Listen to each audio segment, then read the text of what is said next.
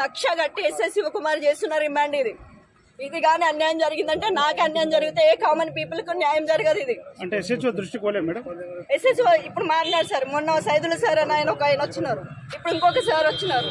ఆయనకు కూడా ఈ కేసు నేను గత 8 నెలల జూలై నుంచి నేను పిఎస్ చుట్టూ తిరగడం జరిగింది. నా ఇల్లు కబ్జా జరిగింది సార్, ఫోర్జరీ జరిగిందని తిరుగుతూనే ఉన్నాను. వాళ్లకు అక్యూజ్లకు శివకుమార్ డబ్బులు తిని వాళ్ళకి ఫేవర్ చేస్తున్నారు. వాళ్ళకి యాంటిసిపేటరీ బెయిల్ ఇప్పించినారు, స్టే ఆర్డర్ చేసినారు, అట్లాగే పక్కన పెట్టినారు. ఆ ఫైల్ ఇప్పటి వరకు ఏం జరిగింది ఎటువంటి ఇన్ఫర్మేషన్ మాకు చెప్పడు. మాత్రం ఎఫ్ఐఆర్ చేసినారు. ఎందుకు ఎక్కడ ఏం జరిగింది నేను క్లియర్ గా చెప్పినాను. సీసీ ఫుటేజ్ ఉందని తీసుకోవడం ఆయన పరిశీలించడం జరిగింది.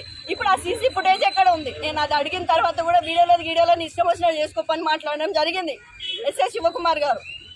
ఆ రోజు 3rd తారీఖు మా అమ్మగారు వచ్చి పిఎస్కి వచ్చినారు అన్నారు కదా, తీయండి ఆ వీడియో తీయండి. నా దగ్గర కూడా CC4 కెమెరా సీసీ ఫుటేజ్ ఉంది, నేను కూడా తీస్తాను. ఇప్పుడు అన్యాయంగా నేను నా హస్బెండ్ కట్టెలు తీసుకొని కొట్టినామని చెప్పేసి ఫేక్ MLC సర్టిఫికేట్ పెట్టి మమ్మల్ని రిమాండ్ చేయాలని చూస్తున్నారు. ఇది కేవలం ఎస్ఐ శివకుమార్ దౌర్జన్యం, కక్ష, పాత కక్ష. అంటే మీరు చెప్పినా ఏమంటారు శివకుమార్? మమ్మల్ని ఇప్పటి వరకు పిలిచి మాట్లాడలేదు సార్. ఆ రోజు ఎఫ్ఐఆర్ కంటెంట్ లో మీ అమ్మగారిని మీరు కొట్టారా, మీ అమ్మగారేనా, మీరు కూతురేనా, మీరు అల్లుడేనా, ఒక్క మాట ఇప్పటివరకు ఎస్ఐ శివకుమార్ నాతో మాట్లాడలేదు. ఏకపక్షంగా లాస్ట్ టైం కేసులో, ఫోర్జరీ కేసులో కూడా ఏకపక్షమే పోయింది. అక్కడ అక్యూజ్డ్ వాడు, ఇక్కడ అక్యూజ్ నేను. ఇక్కడ కూడా మినిమం ఎంక్వైరీ, ప్రిలిమినరీ ఎంక్వైరీ అంటారు సార్, అది కూడా జరగలేదు. ఎవరు ట్రైనింగ్ ఇచ్చినారు? ఆయన చదువుకోలేదా? మినిమం నేను ఒక WPCని నాకున్న నాలెడ్జ్ ఆయనకు లేదా? సరే ఎంక్వైరీ చేసినావు, నువ్వు ఏ బేసిస్ మీద? ఆయననే కొట్టినా నేను కొట్టినా? ఇతరం కొట్టినప్పుడు ఆయనను మాత్రం మెడికల్ ఎగ్జామినేషన్కి ఎట్లా పంపించినావు? నన్ను కూడా పంపించాలి కదా. ఏం జరిగింది? ఇదంతా అన్యాయంగా నడుస్తుంది పోలీస్ స్టేషన్లో మొత్తం.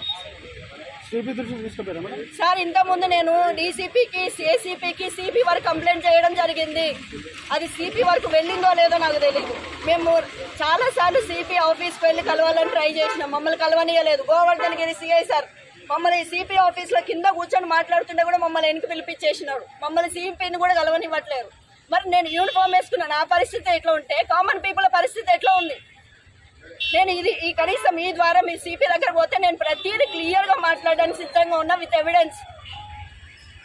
ఆయన పెద్ద దొంగ అని చెప్పడానికి, అవినీతి పరుడు అని చెప్పడానికి నా దగ్గర ఆధారాలు ఉన్నాయి.